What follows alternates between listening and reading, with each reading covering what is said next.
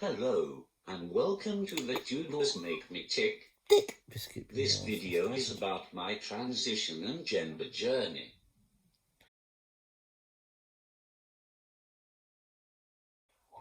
When did I know I was trans? Well, I knew I wasn't a girl when I was about 3 or 4. However, I didn't have the vocabulary to explain or express it. Plus, I pretty much thought everyone felt like me, or at least a large number of people did. I thought everyone was born like me, and some grew up to be boys and some girls. And I knew in my head I would grow up to be a boy. I thought I would just grow a penis. So every morning I would check to see if I had, and was always very sad when I hadn't. I was always a tomboy from a very young age. Most people on the streets or in school thought I was a boy on outward appearances. However, I didn't find the word trans or transgender or similar until I was 16, and a teacher kind of secretly gave me the Mermaids website. Mermaids is a charity for gender-variant children and teenagers and their families. I read through the terminology on the website and immediately knew that's who I was, that I was a trans man. But I didn't come out then. I was terrified.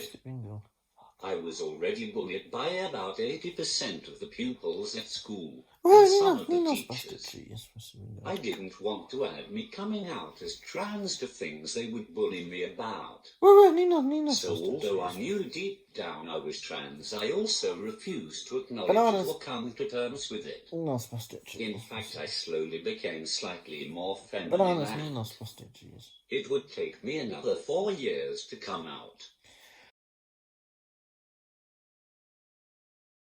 When did I come out as trans? Last year. I didn't start coming out as trans until very early 2010 when I was 20. At the end of 2019 I started to come out to myself, spending all my time researching trans terminology and information instead of doing my university work. I slowly began to come to terms with being trans and chose the name Oliver. More on choosing my name later in the video. I then came out to a few friends at university that went pretty well. They had some questions, but overall were supportive and understanding. I was going to a LGBTQ plus youth group as Oliver, and then attending university every day as my birth name. It was draining me. My sister visited during the February half-term and I came out to her.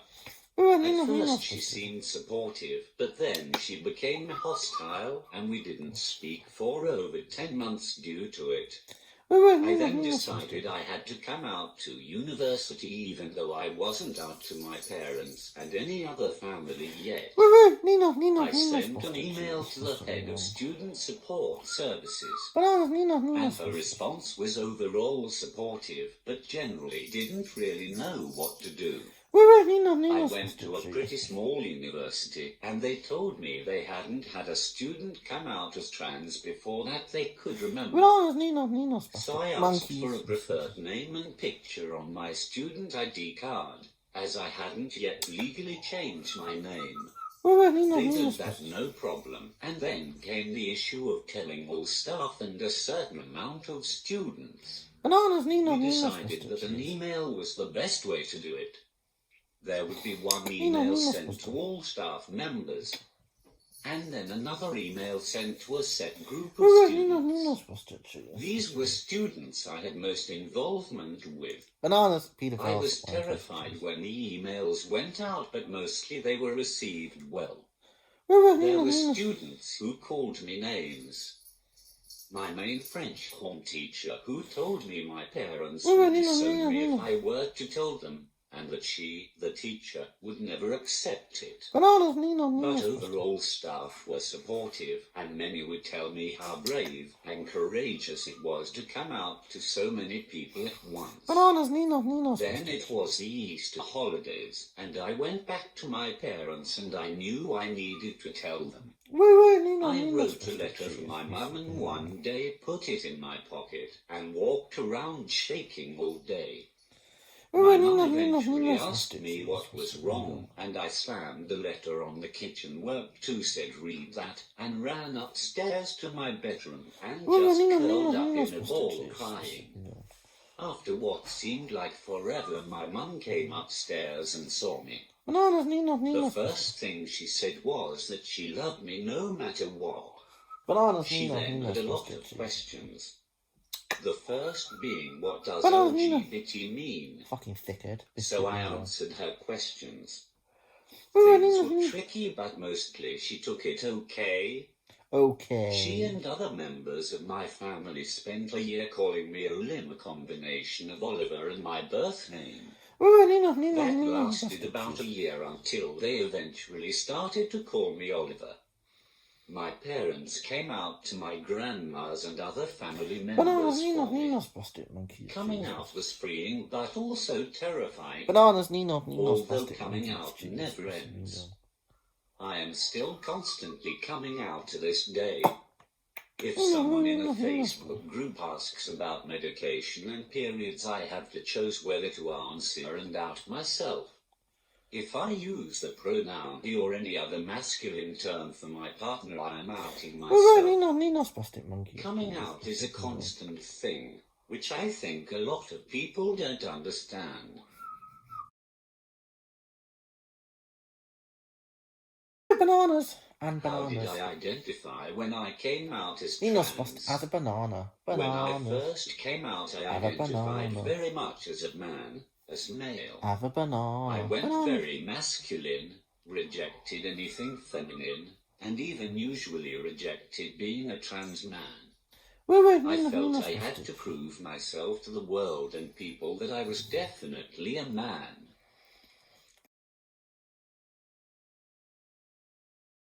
How did I choose the name Oliver? There are a few steps I took to choosing my new name. Firstly, I wanted to try and have it have 3 syllables. I remember my mum telling me that Mr. and my sister had been given first names with 3 syllables, because our surname only has 1 syllable. Then I wanted to try and have a name from a Shakespeare play. My birth name actually originates from a Shakespeare play, and as a history geek, and in particular Tudor geek, I love that. However, the male and masculine Shakespeare names I came across just didn't feel right. A lot of them were very pompous, and basically didn't fit. So then I was a bit stuck. I knew I needed an old name rather than a modern name, but that was about as far as I got for about a day. Then I started to think. I came up with William and Henry, but the trouble is my teddy bear is called William and my French horn is called Henry. So then I was stuck again, but I had a brain wave. Baby naming websites. So for a few days I scrolled through, coming across names, but disregarding them as nothing felt right. Then after a few days, and getting close to giving up, I clicked on the letter O and scrolled through. I came across the name Oliver, and immediately it felt like it fitted. I paced my room for several hours calling myself Oliver, and it felt like I had been called Oliver forever. It fitted and felt like my name. Also, I'm definitely an Oliver, not an Ollie. What was the beginning of my NHS transition journey like? The beginning was very slow. I told my GP, then had to be referred to the local psychiatrist. When I was referred, you had to be seen by a local psych first. After I had seen the local psych, I was referred to Charing Cross Gender Clinic. Again, back when I was referred, you had to be referred to Charing Cross if in Manchester. After around about 1.5 years wait, I was seen by the gender clinic. Bear in mind, this is back in 2011. Waiting lists now are a lot longer, sadly. After another 6 months, I saw a different doctor who was a knob. I was given the go-ahead to start testosterone. Things were delayed a little as my testosterone blood test had to be repeated, as it was a little high. Overall, my experience with the gender clinic was mixed. One psychiatrist was nice and relatively okay. The other psychiatrist was a knob and said some really shitty stuff. The endocrinologist was nice and relatively okay as well. Getting letters after the appointment, though, was hell. It took them about 3 to 4 months to get letters out. And the reception staff were usually rude and not approachable. Plus, trying to get hold of them via phone or email was pretty much impossible. Let's just say I am very glad I don't have to deal with them anymore. Am I on hormones? No. I have been on testosterone since the 22nd of February 2012, so nearly 9.5 years on T. The changes at first were non-existent. I was told everyone got hungry and horny when they started tea, and I got neither. Cat biscuit bingo. So I got scared I hadn't really been given tea. Arrogant cat. However, I started making videos and slowly heard my voice beginning to drop. Then, about a year after starting tea, I was singing in a concert. I sang second bass in this concert, whereas previously my vocal range was a second alto/first tenor. So my singing range had dropped a decent amount. Slowly my facial hair began to creep in, and now I've got a pretty decent beard. I'm quite hairy in general. Now at 9.5 years on T, I don't notice any new changes. I just have an injection once every 3 weeks to keep myself on hormones. I love being on T though. It's helped with my dysphoria a lot. Arrogant. Had I had top surgery? Fuck off. Yes, I eventually had top surgery on the 2nd of June 2015. I went with the Manchester team and had a double mastectomy. I had drains in post-op for 8 days, which was pretty horrible, but there was a lot of relief when the drains came out. I was originally meant to have my top surgery on the 18th of July 2013.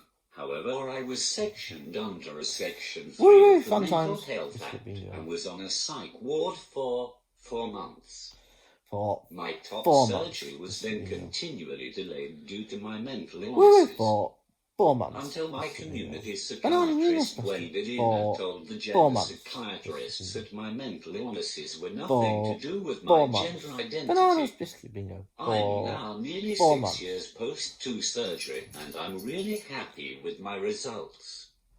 I actually like my chest now rather than being repulsed by it.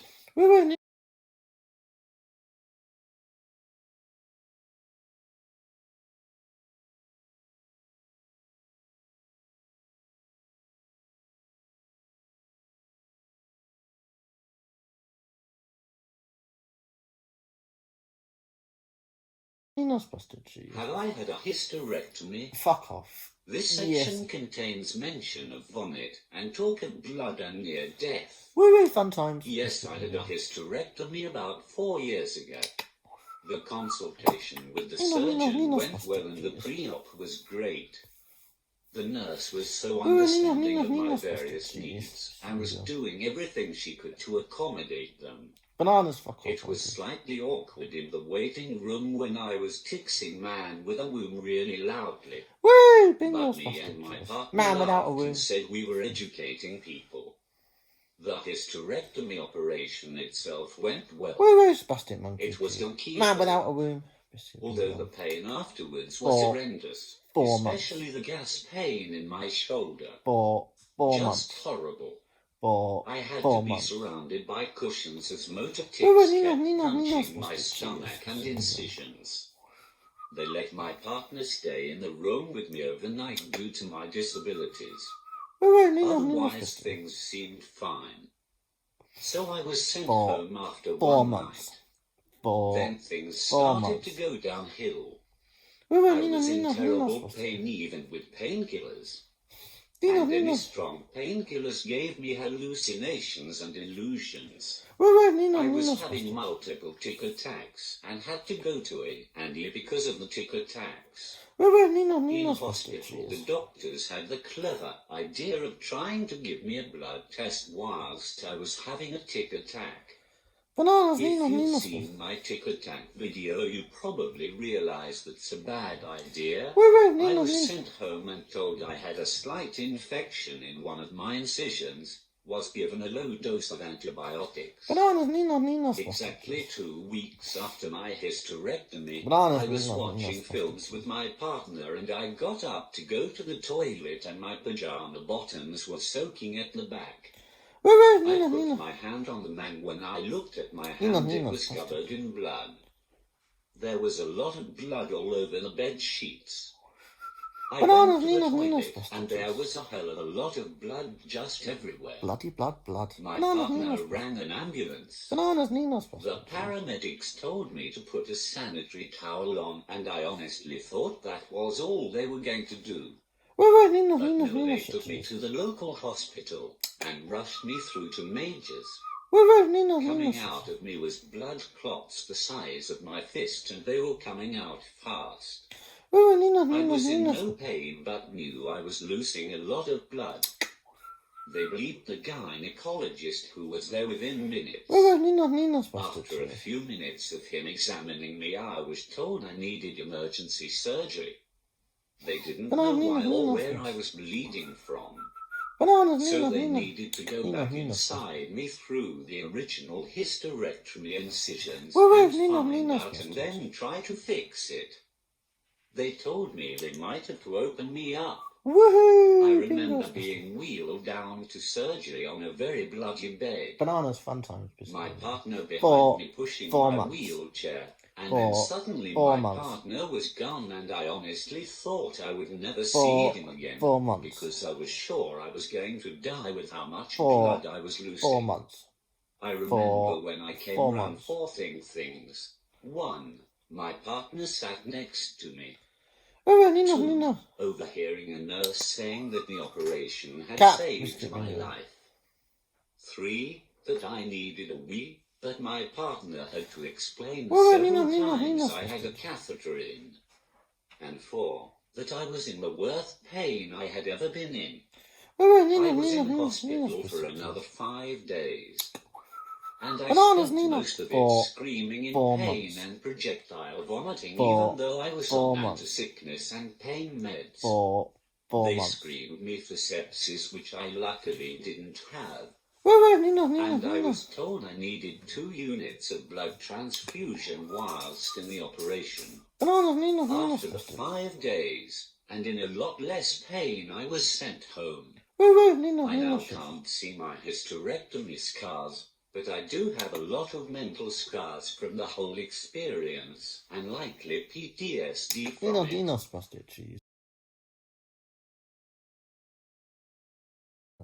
Have I had lower genital surgery? 4 No, months. and I don't wish to. 4 For me months. personally, the recovery isn't worth the surgery or results. I don't have lower dysphoria, and honestly, I think the recovery would be very difficult, especially with my Tourette's.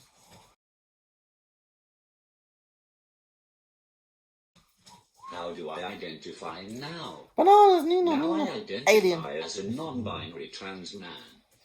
I am pretty open about being Jeez. trans. I am masculine but also do things like paint my nails. They are currently a glittery pinkish colour. I feel I am near the male/masculine end of the gender spectrum, but not 100% at the male end. Therefore, I identify as non-binary as well as a trans man. Cat, fuck off. I often feel not accepted in non-binary communities because I'm not androgynous. I use he/him pronouns. I look and sound masculine. I went to a non-binary group once and felt horrible. I felt pushed out and like I wasn't non-binary enough, or non-binary in the expected ways. So I never went back and have never been to a specific non-binary group since. Thank you for watching. Goodbye.